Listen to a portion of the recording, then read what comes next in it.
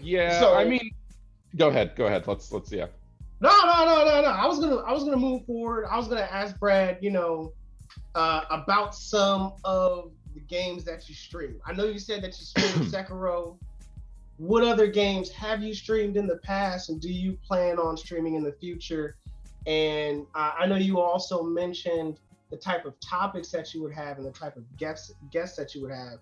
But do you have any other plans for your show in the future? Other guests that you would want to mention? Other things going on? Definitely, but I'll leave the guest list for another thing because a lot of it's aspirational. You got to see who's willing to come on a smaller platform. People get a little big for their britches.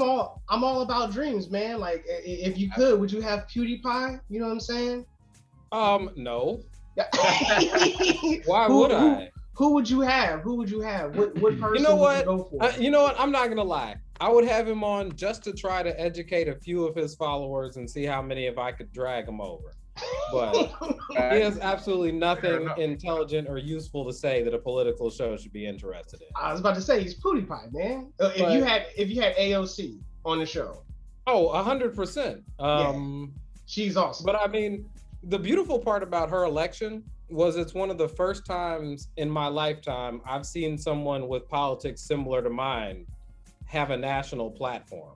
Yeah. And I always refer to her as the vanguard of the coming times because she's the first one that we saw get elected, and she's got the biggest platform, but there's a lot of people coming behind her. Yeah. And it was impressive. The big question is, are they coming quickly enough to save us from ourselves?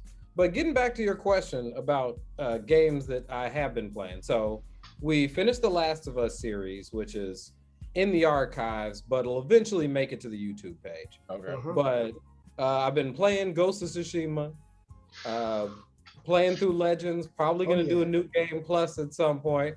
Hey, hopefully play that after get some people to ride shotgun on that one. But I'm right here. I'll be there. I'll be down.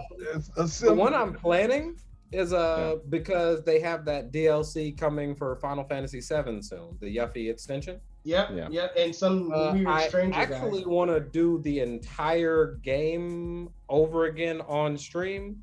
Yeah. And the frame is, if we look at the world of Final Fantasy VII, Final Fantasy VII is a libertarian hellscape. Like, if we know what these right-wing, first of all, the libertarian in America is an entirely different construct than the libertarian internationally. We have right-wing libertarians who believe in complete deregulation and basically might meets right capitalism without any sort of critique of how power works. And if you look at the world of Final Fantasy VII, especially Midgar, is a perfect analogy for what a libertarian ideology would lead to.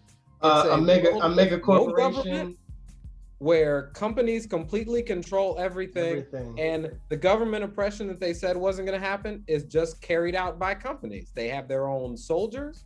I mean, we had corporate towns. Are they dropping plates on cities? Are they dropping plates on cities too? They're dropping plates.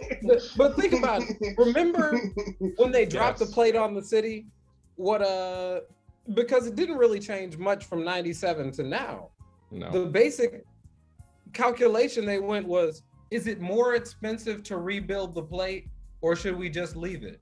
It was all a decision based on capitalism. There was no altruism, and it's shareholder capitalism rather than stakeholder capitalism. It doesn't matter who this affects. It's might meets right. We have the money to do this, therefore we will. That's the world of Final Fantasy VII. It's a dark world, but there's just rays of light in it through the characters. I mean, it's the fact that there are these rebels, that there are these people who do care and are in the town and do have the power to help people and will eventually be able to, make a change. That is the good thing that I like about Final Fantasy VII, is that there is a hero who you eventually find out was a nobody. You know what I'm saying? Was a nobody, was an everyday guy, and was able to make a huge impact on the world. Like, that was there could be an analogy for the entire movement right there. It's You a know what I'm bunch of saying? nobodies coming together and becoming somebody in the Right. face of All almost this. executionary capitalism at this point. Sounds like Reddit and GameStop. Yeah. Reddit GameStop talk. With the game stonk. Yeah, that joint was amazing. Yeah, man, that was fun to watch. But I was just going to say, like, how far off are we really from this already? We're already there, man. Yeah, these corporations are powerful, man. We're already there. The difference is the technology we currently have. If you think that Elon Musk and Jeff Bezos wouldn't construct a giant plate above all of us and block out the sun, your imagination isn't big enough. They're trying to get to Mars to get away from the poor people. Yeah, Of course they would build a fucking plate in the sky. exactly.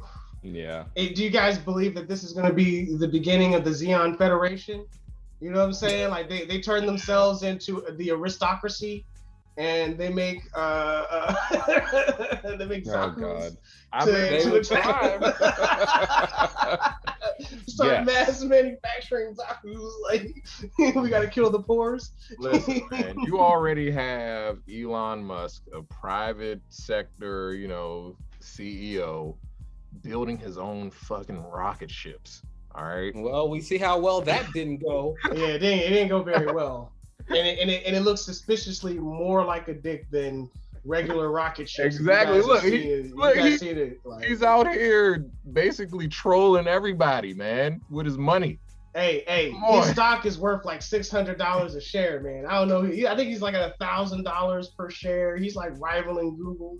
Like my Yeah, man is Amazing doing what it. you can do when your parents own an emerald mine. Oh, But no, I'm sorry. I forget all the Yeah. billionaires got there via hard work. Never mind. Yeah. You worked hard to inherit all that money. Yeah. So Brad gonna get us in trouble, man. Hey Brad. So so You knew who you were inviting. you know what I'm saying? I had to roll the dice because there's gonna be a There's gonna blast be anyway. some. You know what I'm There's gonna be saying? some heated people in the comment section because you know you can't talk bad about Elon Musk on the internet. You can't go far while talking bad about Elon Musk. I tell you what, man. For somebody to stop you, be like, you shouldn't do that. But, hey, They gonna all the Elon Musk stands are gonna be in the comments talking about, but Elon's gonna bring us space travel. He's also Like, gonna dog, give us We have underground. NASA, chill. He's also Right. gonna give us underground highways. Which That I guarantee you, only wealthy people will be able I'm to about ride. to say, on. which We won't don't- even hear about him. They'll just be like an unknown thing. Right. It's like, how did you get to California so fast? It's never gonna go well. It's not. Do you know, like, the entire world has a disgusting history when it comes to big industry building things like underground tunnels. You ever heard the story of the Panama Canal? Yeah.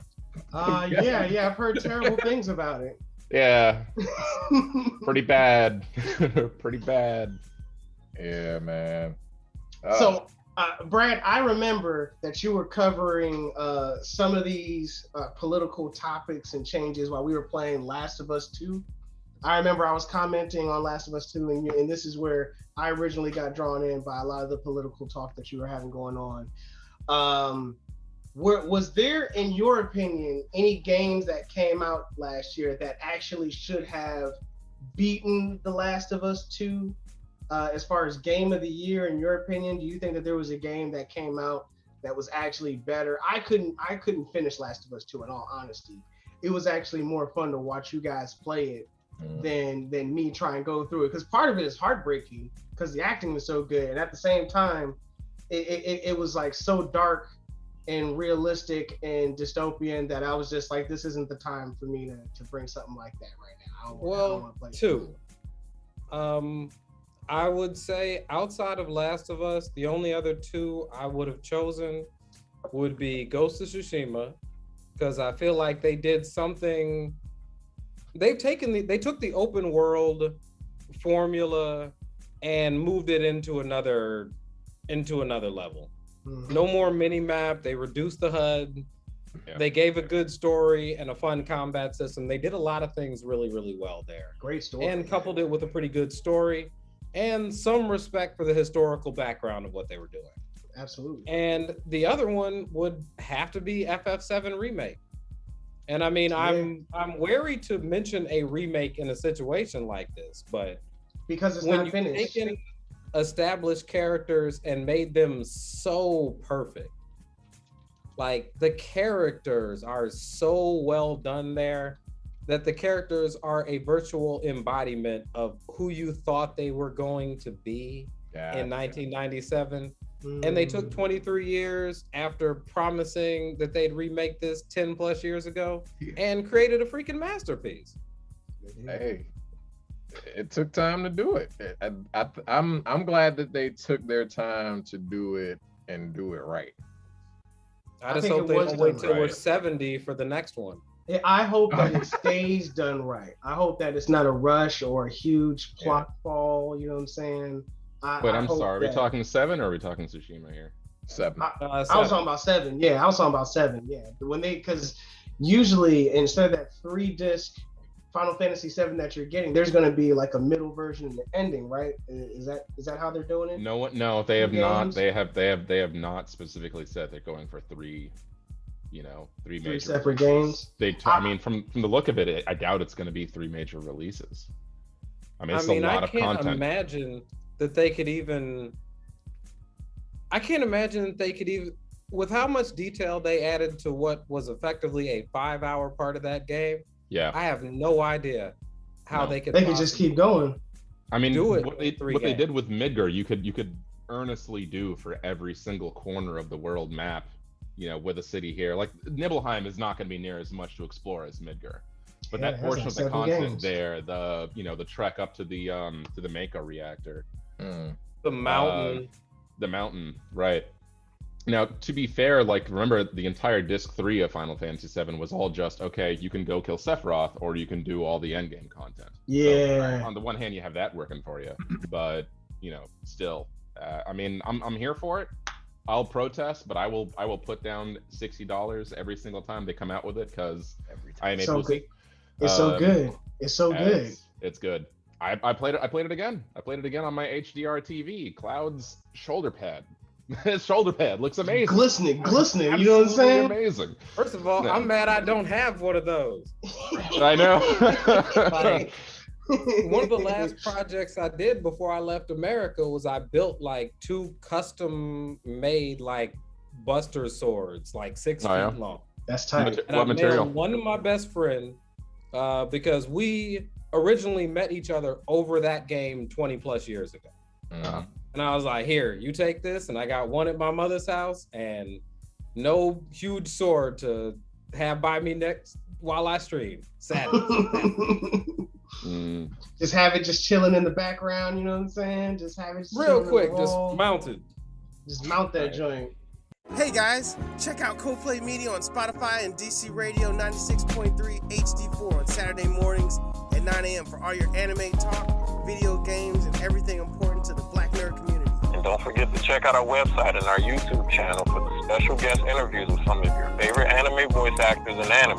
Give you some real talk, get you some information to the streets. No crazy feedback. No craziness.